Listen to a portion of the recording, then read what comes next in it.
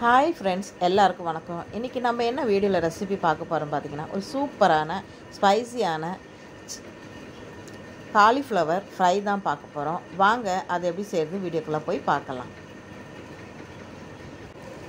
இப்போது ஒரு பாத்திரத்தில் தண்ணி ஊற்றிட்டு நல்லா காய வச்சுட்டு அதில் உப்பு மஞ்சத்தூள் போட்டு அதுக்கப்புறம் ஒரு காலிஃப்ளவரை கட் பண்ணிவிட்டு இந்த மாதிரி போட்டுட்டு ஒரு 5 நிமிஷம் அப்படியே விட்டுடலாங்க. இப்போ ஒரு பாத்திரத்தில் 1 டீஸ்பூன் இஞ்சி பூண்டு போட்டுக்கோங்க, 2 டீஸ்பூன் கார்ன்ஃப்ளவர் பொடி, 2 டீஸ்பூன் மைதா பொடி, 2 டீஸ்பூன் பொடியான ரவை, 1/4 டீஸ்பூன் மஞ்சள் பொடி, 1 டேபிள் ஸ்பூன் மிளகாய் பொடி, 1/2 டீஸ்பூன் குருமிளகு பொடி, 1/2 டீஸ்பூன் சோம்பு பொடி, 1/2 டீஸ்பூன் கரம் மசாலா பொடி, 1 டீஸ்பூன் சால்ட்டு, பாதி எலுமிச்சப்பழம், 1 டேபிள் ஸ்பூன் எண்ணெய் ஊற்றிக்கோங்க.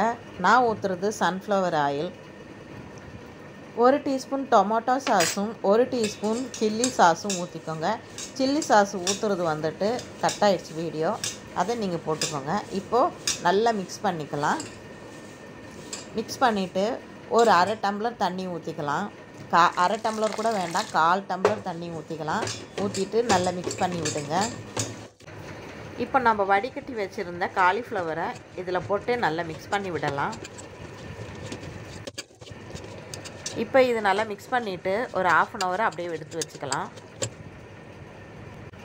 கடாயில் எண்ணெய் ஊற்றிக்கலாம்.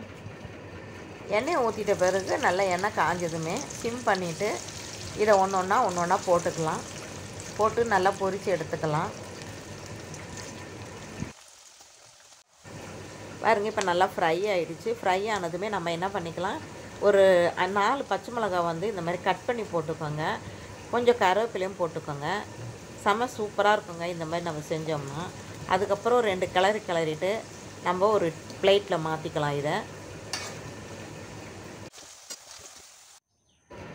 பாருங்கள், சூப்பரான செமையான அடிப்பொலியான காலிஃப்ளவர் ஃப்ரை ரெடி ஆகிடுச்சு பாருங்கள். இது நல்ல க்ரன்ச்சியாக இருக்குங்க. ஏன் க்ரன்ச்சியாக இருக்கும்னு பார்த்தீங்கன்னா, நம்ம இதில் ரவை போட்டிருக்கிறோம். அதனால் அது ரொம்ப அந்த க்ரன்ச்சியை எடுத்து காட்டும். அது சாப்பிடவும் டேஸ்ட்டாக இருக்கும். தயிர் சாதத்துக்கெல்லாம் குழந்தைக்கு வச்சு கொடுத்தீங்கன்னா அந்த சாதமும் காலி ஆகிடும், இதை பொரித்து வச்சுருக்க இந்த காலிஃப்ளவரும் காலி ஆகிடுங்க. செம்ம சூப்பராக இருக்குங்க. ஒரே ஒரு தடவை இந்த மாதிரி செஞ்சு பாருங்கள்.